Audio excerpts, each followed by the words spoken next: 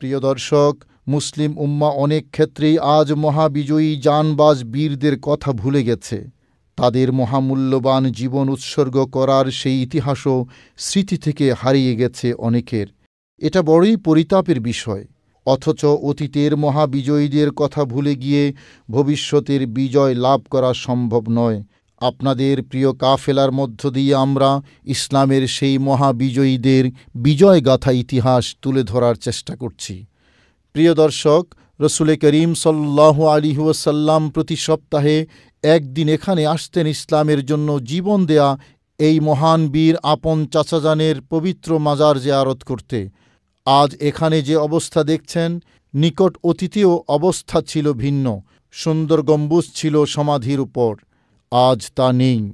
তাই সারা পৃথিবী থেকে আসা জিয়ারতকারীদের জিজ্ঞেস করতে হয়, হজরত আমির হামজা রাদিয়াল্লাহু তাআলা আনহুর কবর কোথায়?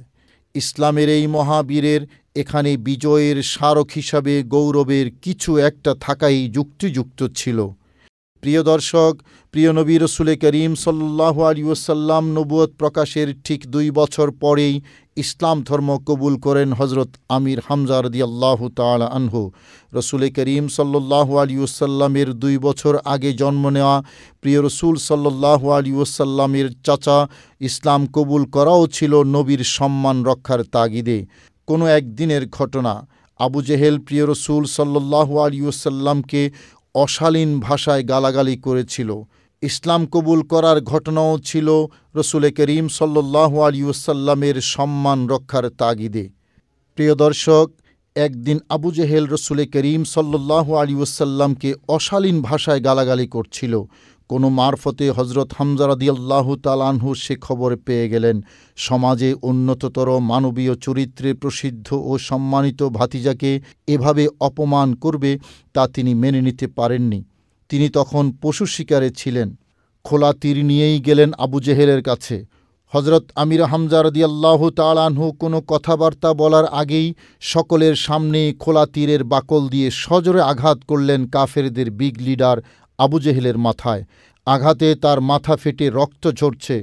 আবু জেহেলের অনুসারীরা পাশে বসা থাকলেও হজরত আমির হামজা রাদিয়াল্লাহু তাআলা আনহুর সাহসিকতার সামনে কেউই কোনো শব্দ উচ্চারণ পর্যন্ত করার সাহস পায়নি।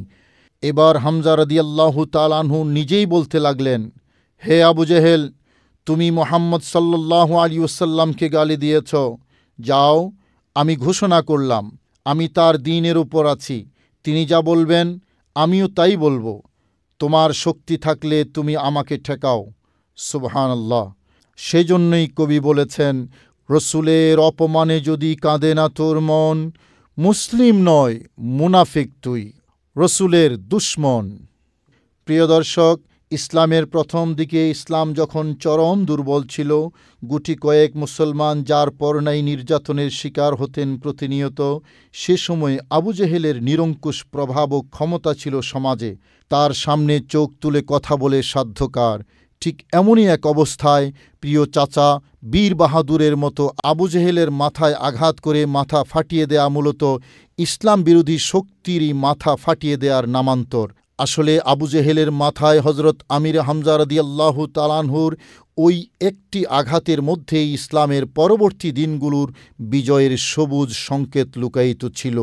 দ্বীনের সেই মহাবীরের পবিত্র সমাধির পাশে গৌরবের সাথে আজ আমরা দাঁড়িয়ে আছি।